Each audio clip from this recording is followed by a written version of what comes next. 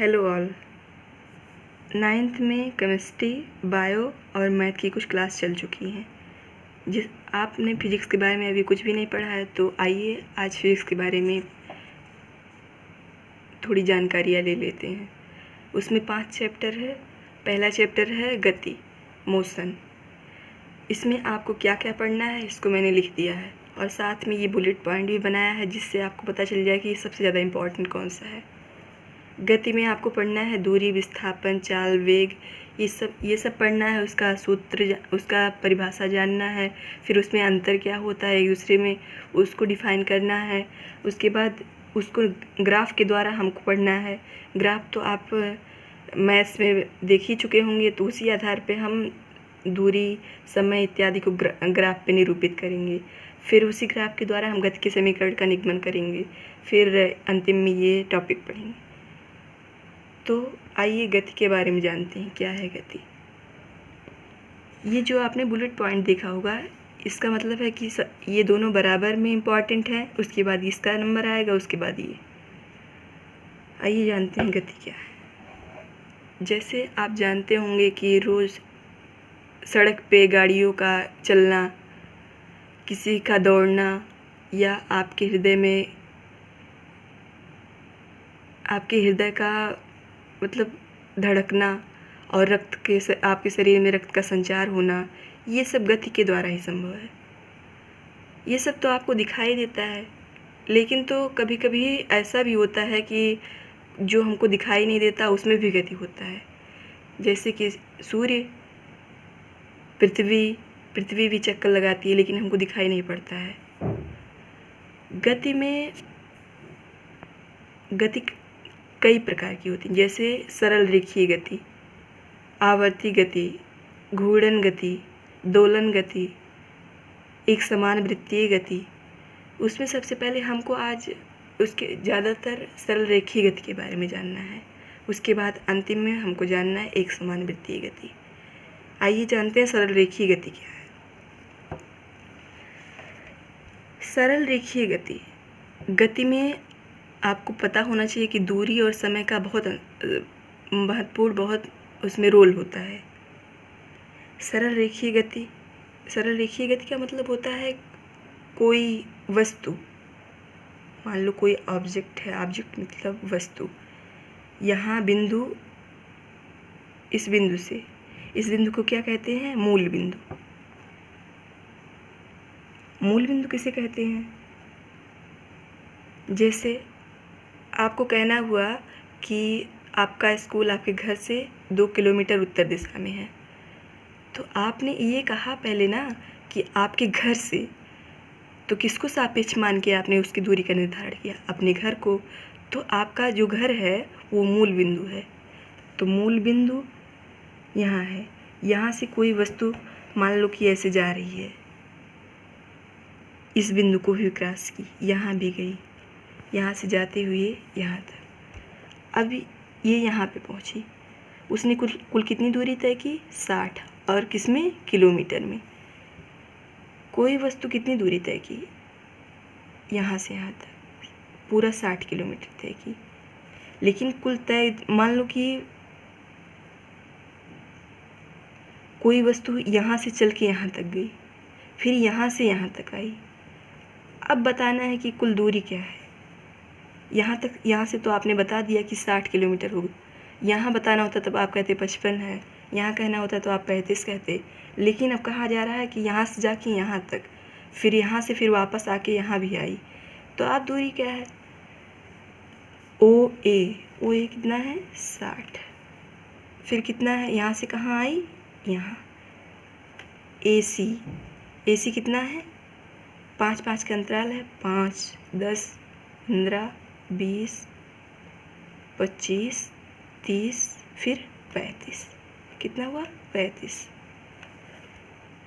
कुल मिला के कितना हो गया?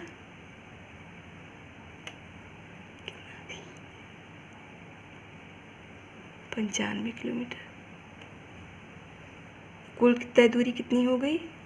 95 किलोमीटर। लेकिन ये तो हो गई दूरी की बात। अगर आपको विस्थापन का कहा जाए, अगर मान लो आपको कहा जाए कि विस्थापन निकालिए, दूरी का मतलब क्या होता है? दूरी का मतलब होगा किसी वस्तु द्वारा कुल तय लंबाई, वो चाहे जितना दूर चला हो उतना दूर माप लीजिए, वही उसकी दूरी कही जाएगी। तो ये मैंने ऐसे कर दिया तो इसकी ये दूरी हो गई। लेकिन अगर विस्थापन निकालने को कहा जाएगा, मान लो कहा गया कोई वस्तु यहाँ से जा कर के यहाँ ए तक जाती है, फिर वहाँ से यहाँ वापस लौट आती है, तो उसका विस्थापन क्या होगा? विस्थापन का मतलब होता है कोई वस्तु जब जाती है, दूरी तय करती है, तो उसके अंतिम और प्रारंभिक, जहाँ जिस बिंदु पर अंतिम बार गई है और जो जहाँ से चली थी, उनकी जो बीच की दूरी होती है उसको ही विस्थापन कहते हैं। तो विस्थापन बराबर क्या हुआ?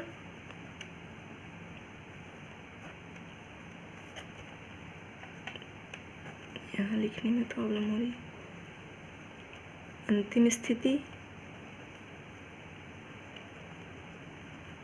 माइनस प्रारंभिक स्थिति।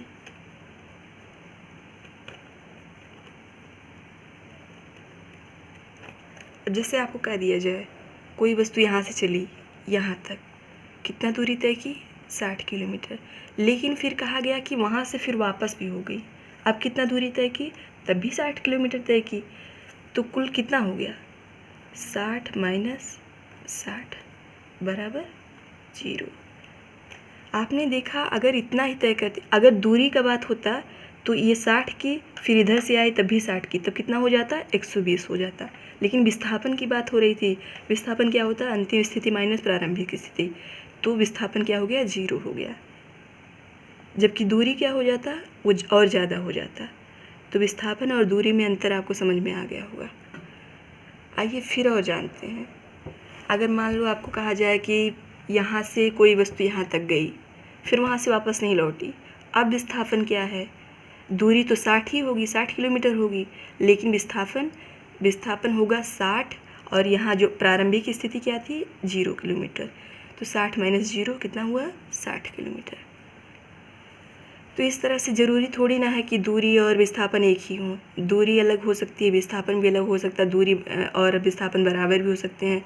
दूरी कभी भी 0 नहीं हो सकती है, लेकिन विस्थापन 0 हो सकता है। अब आपको क्वेश्चन पूछ सकता है दूरी विस्थापन में अंतर बताइए। दूरी किसी भी दिशा में चली जा सकती है, उसमें दिशा का होना ज़रूरी नहीं है, उसमें बस परिमाण का होना ज़रूरी है। परिमाण मतलब मात्रा का मतलब अंकीय मान, गिनती जिसको कहते हैं, उसका होना ज़रूरी है। और विस्थापन में किसी एक निश्चित दिशा में चलना है, तो ये हो गया अदिश राशि और ये हो गया सदिश राशि। पूछ सकता है कि दूरी विस्थापन में अंतर बताइए, तो आप तुरंत उसको लिख सकते हैं। अब जैसे क्वेश्चन है, एक वस्तु द्वारा कुछ दूरी तय की गई, क्या इसका विस्थापन 0 हो सकता है? अगर हाँ तो उदाहरण द्वारा समझाइए। अभी मैंने इसको आपको बताया कि एक वस्तु द्वारा कुछ दूरी तय की गई और विस्थापन 0 हो सकता है। 0 हो सकता है, हाँ हो सकता है, लेकिन कब हो सकता है ये उदाहरण द्वारा बताना है। तो आप पिछली बार देखे हैं कि अगर कोई वस्तु यहाँ तक जाके फिर उसी मार्ग पर वापस लौट आए तो 60 माइनस 60 बराबर 0, तब 0 हो सकता है। दूसरा क्या है? विस्थापन के लिए निम्न में से कौन सा कथन सही है? विस्थापन 0 नहीं हो सकता। अभी आपने देखा विस्थापन 0 हो भी सकता है, नहीं भी हो सकता है, तो पहला वाला कथन असत्य है। हो सकता है। इसका परिमाण मतलब अंकीय मान वस्तु के द्वारा तय की गई दूरी से अधिक है। वस्तु द्वारा जो दूरी तय की जाती है, आखिर वस्तु द्वारा जो दूरी तय की जाएगी उसमें पूरा मान जोड़ा जाएगा, और इसमें जो घटाया जाता है तो मान किस में ज़्यादा होगा? दूरी में कि विस्थापन में? विस्थापन में कम होगा, दूरी में ज़्यादा होगा। तो ये भी गलत है, सत्य। कारण तो पता ही हो गया। अब आइए जानते हैं चाल क्या है। किसी वस्तु द्वारा किए गए गति को चाल कहते हैं, और जबकि किसी वस्तु द्वारा एक निश्चित दिशा में किए गए चाल को वेग कहते हैं। अब पूछेगा चाल वेग में अंतर बताओ। चाल क्या है? किसी भी दिशा में, मतलब अदिश राशि हो गई, और वेग क्या है? ये सदिश राशि हो गई। और फिर इसकी परिभाषा दीजिए, इसका मात्रक लिखिए, फिर हो जाएगा। अब जैसे क्वेश्चन लगाना है, ये पीछे कुछ नोट्स हैं, पहले इसको देख लीजिए। अभी मैंने बताया है इसको, यही सब यहाँ पे नोट्स के रूप में लिखे हुए हैं, इसको नोट कर लीजिएगा।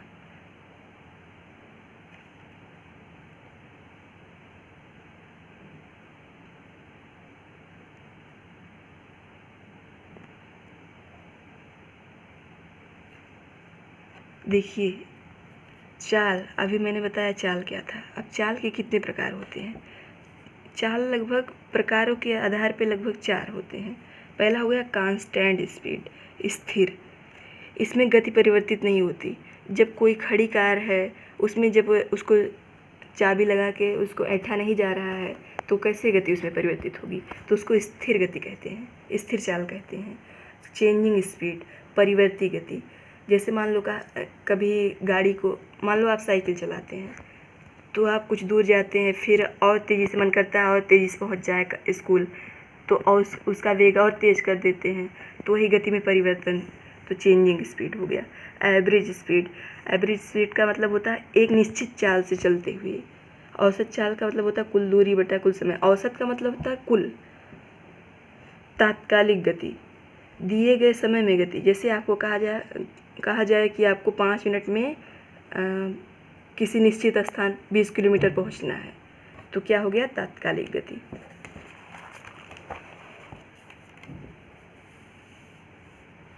ये चाल की परिभाषा हो गई, जो मैंने बताया किसी वस्तु द्वारा एकांक समय में तय की गई दूरी को उस वस्तु का चाल कहते हैं।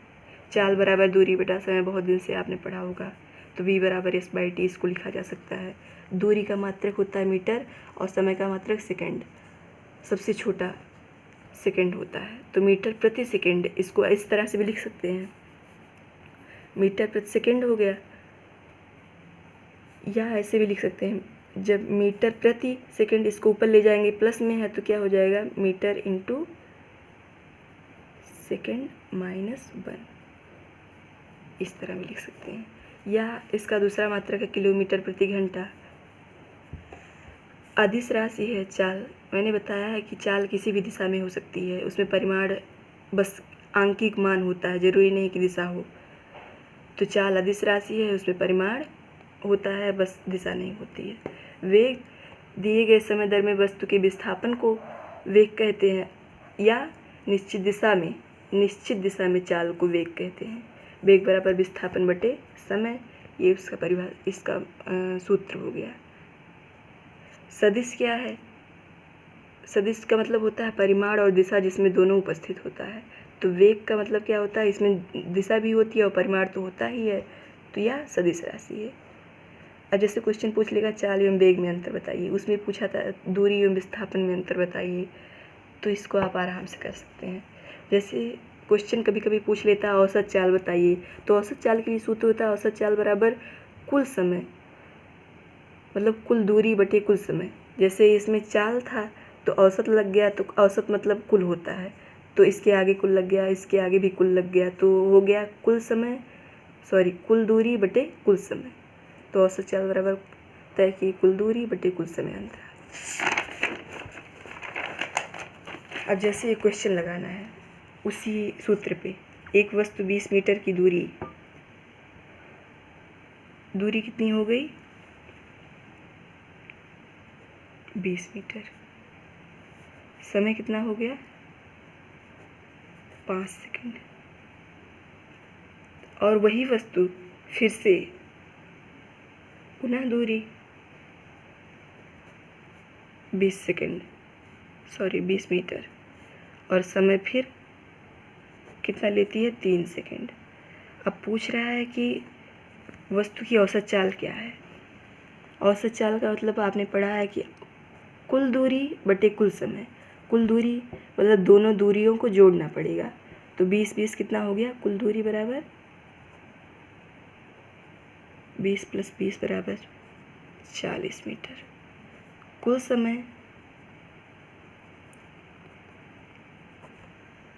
समय बराबर 5 + 3 सेकंड बराबर 8 सेकंड। अब सूत्र क्या था औसत चाल का? ये साफ जगह पे आप लोग लिख लीजिएगा, कुल दूरी बटे कुल समय। कुल दूरी कितना आया था 40 मीटर, कुल समय कितना था 8 सेकेंड, 8 पंजे 40, तो हो गया 5 मीटर प्रति सेकेंड। यही आ गया आपका, इसको साफ से उतार लीजिएगा। क्वेश्चन तीसरा, एक प्रयोग के दौरान अंतरिक्ष यान से एक सिग्नल को पृथ्वी तक पहुंचने में 5 मिनट का समय लगता है। पृथ्वी पर स्थित उस स्टेशन से उस अंतरिक्ष यान की दूरी क्या है? समय दिया है और यहाँ पे संकेत दिया है चाल क्या है, और चाल और समय दे दिया है, दूरी क्या है ये बताना है। चाल बराबर दूरी बटा समय, तो दूरी बराबर चाल गुणे समय। यही सूत्र लगा के इसको लगाइएगा। अगर नहीं आएगा फिर आप कमेंट बॉक्स में लिख दीजिएगा। Thank you.